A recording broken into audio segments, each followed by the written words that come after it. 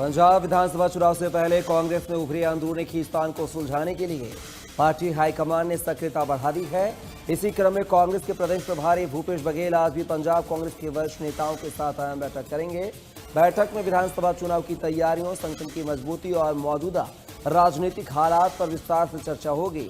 साथ ही नेताओं के बीच चल रहे मतभेदों और विवादों को दूर करने की रणनीति पर भी मंथन होगा।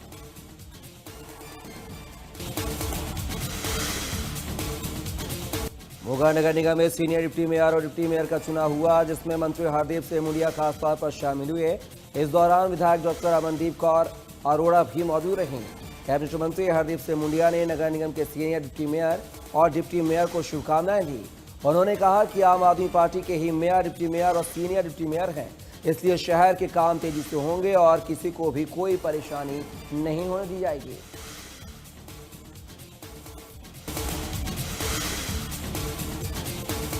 पंजाब में नशा तस्करों के खिलाफ पुलिस का विशेष अभियान जारी है। इसी कड़ी में अमृतसर पुलिस ने बड़ी कार्रवाई करते हुए थाना घरिंडा से करीब 12 किलो हेरोइन बरामद की है। बरामद हेरोइन की कीमत अंतर्राष्ट्रीय बाजार में 1 करोड़ रुपए आंकी गई है। पुलिस ने एक गुप्त सूचना के आधार पर इस कार्रवाई को अंजाम दिया।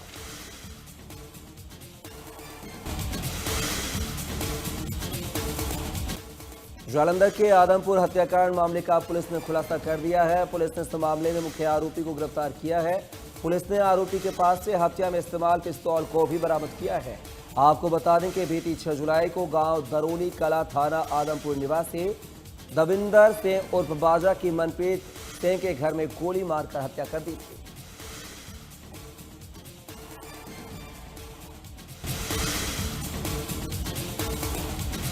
डिस्ट्रिक्ट पुलिस बटाला ने कई इलाकों में CASO ऑपरेशन चलाया। इस दौरान पुलिस ने 2 दिनों में 100 से ज्यादा ड्रग्स इस्तेमाल करने वाले और बेचने वालों को पकड़ा है। उसमें से कई को गिरफ्तार भी किया गया है। पुलिस ने यह भी कहा है कि नशा तस्करों की धरपकड़ के लिए उसका CSO ऑपरेशन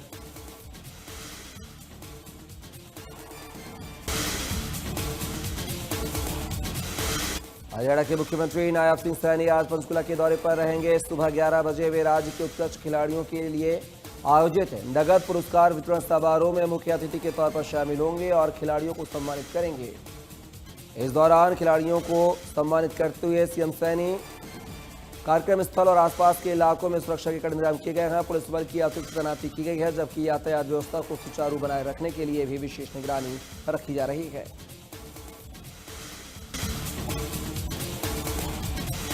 करनाल के नगर निगम में सम्मान समारोह का आयोजन किया गया। इस दौरान केंद्रीय मंत्री मनोहर लाल, नगर निगम मेयर रेणु बाला और नगर निगम कमिश्नर समेत कई अधिकारी मौजूद रहे। सम्मान कार्यक्रम में केंद्रीय मंत्री मनोहर लाल ने प्रधानमंत्री आवास योजना शहरी के तहत लाभार्थियों को स्वीकृति पत्र दिए। योजना के जरिए लाभार्थियों को मकान बनाने के लिए सरकार की तरफ से 2.5 लाख रुपए 3 किस्तों में मिलेंगे, ताकि उन लोगों को मकान बनाने में मदद मिल सके।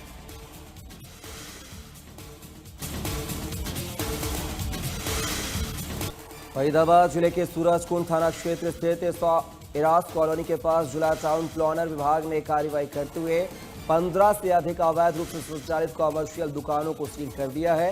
कार्रवाई के दौरान पुलिस बल भी मौके पर मौजूद रहा, ताकि किसी भी प्रकार की अव्यवस्था न हो सके। रिहायशी क्षेत्र में नियमों के विरुद्ध व्यावसायिक गतिविधियां चलाए जाने के कारण विभाग की तरफ से ये कार्रवाई की गई है। पिछले 1 साल में प्रशासन द्वारा लगातार अवैध दुकान चलाने वाले लोगों को नोटिस दिया जा रहा था, मगर किसी तरह की कार्रवाई न होने के कारण यह सीलिंग की गई है। बता दें कि जिन दुकानों को सील किया गया है उनमें play school, coffee shop, salon, coaching centre सहित अन्य व्यावसायिक प्रतिष्ठान चलाए जा रहे थे।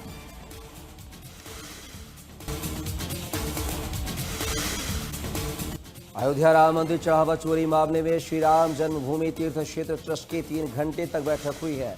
बैठक में ट्रस्ट के महासचिव चंपत राय और ट्रस्टी अनिल मिश्रा का इस्तीफा स्वीकार कर लिया गया है। साथ ही चंपत राय की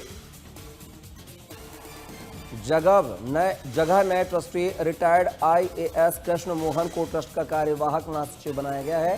साथ ही ट्रस्ट में नए लोगों को शामिल करने के लिए 3 सदस्यों की समिति बनाई गई है, जिसमें retired justice Pradeep Kohli, retired lieutenant general Vishnukant Trivedi और सुरेशी हवाले शामिल हैं।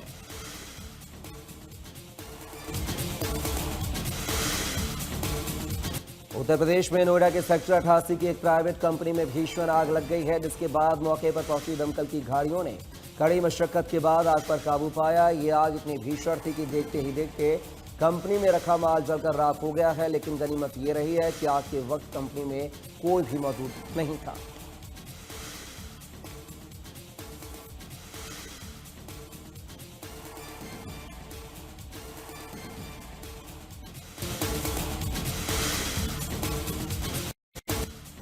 उत्तराखंड में सहकारिता सप्ताह के तहत कई बड़े कार्यक्रम आयोजित किए जा रहे हैं। वहीं हरिद्वार में आयोजित वृक्षारोपण कार्यक्रम में सहकारिता मंत्री डॉक्टर धन सिंह रावत ने पौधारोपण किया। इस दौरान उन्होंने लोगों को पर्यावरण संरक्षण का संदेश दिया। यहाँ उन्होंने कहा कि पूरे उत्तराखंड में रिकॉर्ड संख्या में पौधे लगाए जाएंगे। सहकारिता मंत्री डॉक्टर धन सिंह रावत ने कहा कि ग्रामीण क्षेत्रों तक बैंकिंग सेवाएं पहुंचाने के लिए प्रदेश में 55 नई सरकारी बैंकों की शाखाएं खोली जाएंगी। साथ ही खेत बचाओ अभियान और ऑर्गेनिक खेती को बढ़ावा दिया जाएगा।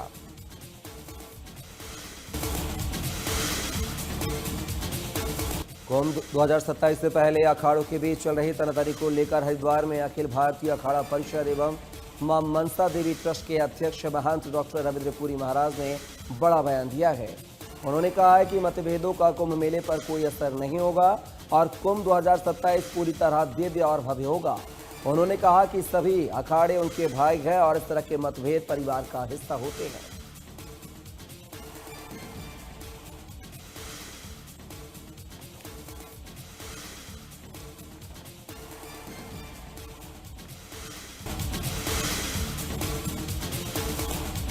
दिल्ली पुलिस की स्पेशल सेल ने आतंकवाद के खिलाफ बड़ी कार्रवाई करते हुए दिल्ली और पंजाब से 6 और संदिग्ध आतंकियों को गिरफ्तार किया है। जांच एजेंसियों के मुताबिक गिरफ्तार सभी आरोपी पाकिस्तान के गैंगस्टर और आतंकी शहजाद भट्टी के मॉड्यूल से जुड़े हुए हैं। स्पेशल सेल ने कार्रवाई के दौरान उस नेटवर्क के 2 अलग अलग मॉड्यूल का पर्दाफाश किया है। इसमें एक मॉड्यूल आतंकवादी गतिविधियों से जुड़ा था, जबकि दूसरा अवैध हथियारों की तस्करी का नेटवर्क संचालित कर रहा था। पुलिस ने गिरफ्तार आरोपियों के कब्जे से कई पिस्टल और पेट्रोल बम बरामद किए हैं। शुरुआती जांच में सामने आया है कि मॉड्यूल के सदस्य देश में आपराधिक और आतंकी गतिविधियों को अंजाम देने की साजिश में शामिल थे।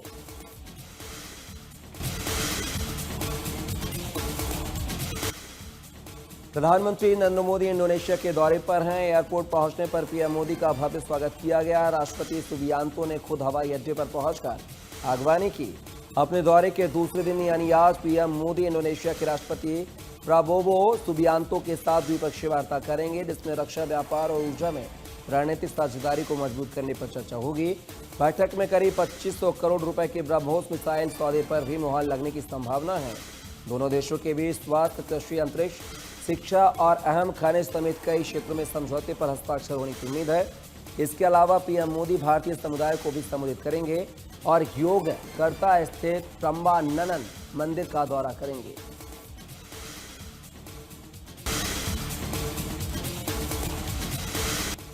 बीजेपी राष्ट्रीय अध्यक्ष नितिन नवीन जम्मू कश्मीर के दौरे पर कई कार्यक्रमों में शामिल हो रहे हैं।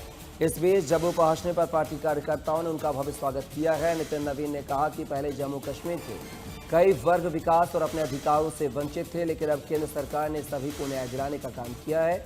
उन्होंने कहा कि आज जम्मू कश्मीर के लोग शांति और प्रगति के वातावरण में आगे बढ़ रहे हैं और पूरे देश को भी प्रदेश में आए सकारात्मक बदलाव दिखाई दे रहे हैं।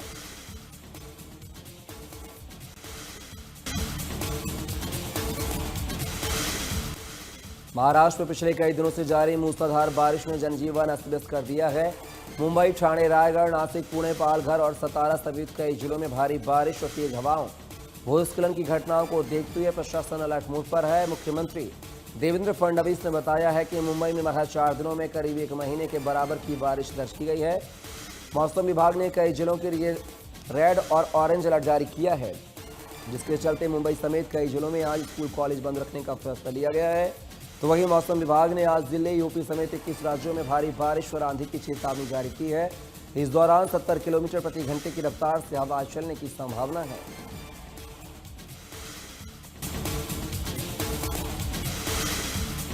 हिमाचल की सुक्खू सरकार ने बड़ा प्रशासनिक फेरबदल किया है। सरकार ने 18 आईएएस और 16 एचपीएस अधिकारियों के तबादले एवं नई नियुक्तियों के आदेश जारी किए हैं।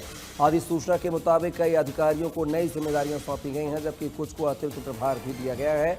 डॉक्टर अभिषेक जैन को फाइनेंशियल कमिश्नर का अतिरिक्त प्रभार, सुरेश कुमार को मोक्टा को सचिव और अमरजीत सिंह को सचिव नियुक्त किया गया है। सरकार ने बताया है कि सभी आदेश तत्काल प्रभाव से लागू होंगे। आपको बता दें कि ये प्रशासनिक दक्षता बढ़ाने और विभागों के बीच बेहतर समन्वय सुनिश्चित करने के उद्देश्य से फेरबदल किए गए हैं।